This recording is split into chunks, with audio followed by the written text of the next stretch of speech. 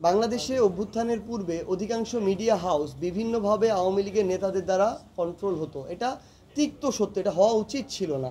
NCP ওই committee করবে যেই কমিটি দিয়ে এনসিপি ততদিন এই বাংলাদেশে থাকবে যতদিন বাংলাদেশ থাকবে।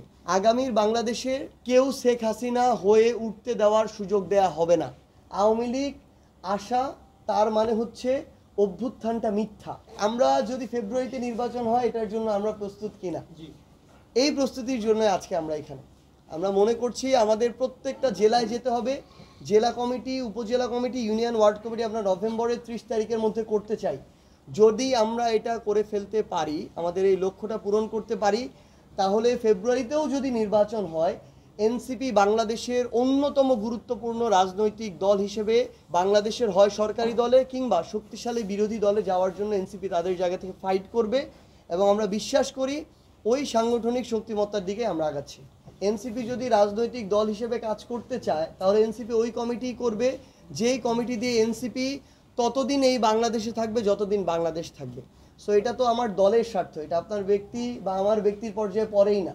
এবং আমরা অবশ্যই দলের স্বার্থ সবার আগে প্রায়োরিটি দিব, কারণ আমার দল যদি টিকে থাকে তাহলে আমরা দেশের জন্য যেটা করতে চাই, যে আকাঙ্ক্ষা নিয়ে কাজ করতে চাই, সেটা পূরণ হবে। সেই জায়গায় সবচেয়ে বেশি যারা যোগ্য, দক্ষ, সততা আছে, বিশ্বস্ততা আছে, আমরা তাদেরকে প্রায়োরিটি দেওয়ার চেষ্টা করব। আমরা অভ্যুত্থানের পরবর্তীতে বলেছিলাম যে এক ফ্যাসিস্টকে গিয়ে আরেক ফ্যাসিস্টকে আমরা এই বাংলাদেশে জায়গা দিতে পারি না।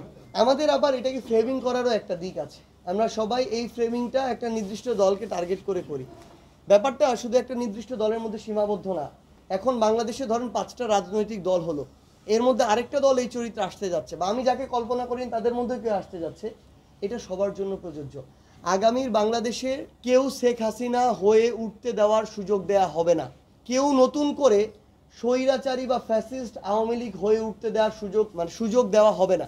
এটা আমাদের জায়গা থেকে আমাদের অন্যতম একটা কমিটমেন্ট। সেটা যে কেউ হইতে পারে। আমরা নির্বাচনের প্রস্তুতির কথা এখনই বলবো না, এই কারণেই আমরা সেদিনই বলবো যেদিন আমার প্রত্যেকটা সেন্টারে আমার কমিটির মানুষ দেওয়ার মতো আমার কমিটির এনসিপির লোকজন থাকবে।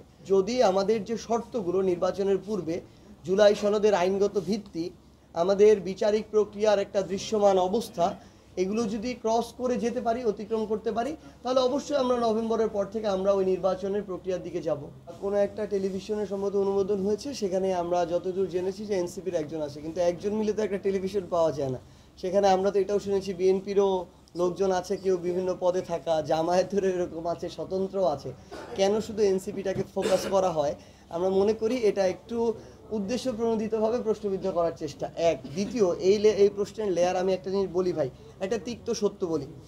বাংলাদেশে অভ্যুত্থানের পূর্বে অধিকাংশ মিডিয়া হাউস বিভিন্নভাবে আওয়ামী লীগের নেতাদের দ্বারা কন্ট্রোল হতো। এটা তিক্ত সত্য, এটা হওয়া উচিত ছিল না।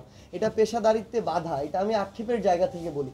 এখন আপনি যদি বাংলাদেশের 50টা মিডিয়া হাউস থাকে, আপনি দেখেন এদের কন্ট্রোলে কারা আছে, হেড অফ নিউজ কে দিয়েছে, হেড অফ মাল্টিমিডিয়া কে দিয়েছে। আমি বিশ্বাস করি সার্জিস আলম এনসিপির মুখ্য সংগঠক উত্তরাঞ্চলের দায়িত্ব নিয়ে বলছি, এই জায়গায় বিএনপি অন্তত 40টার জায়গা তাদের এই প্রভাবটা খাটাচ্ছে। আপনারা সত্য মিথ্যা আমাদের চেয়ে খুব ভালো জানেন। আমরা চাই এটা থেকে বেরিয়ে আসা হোক। আওয়ামী লীগ আশা, তার মানে হচ্ছে অভ্যুত্থানটা মিথ্যা। দেশের কোটি কোটি মানুষ যে রাজপথে নেমেছিল, এটা মিথ্যা ছিল। এই ঘটনাটা অপ্রয়োজনীয় ছিল, অপ্রাসঙ্গিক ছিল, কিন্তু সেটা এই বাংলাদেশের ক্ষেত্রে সত্য না।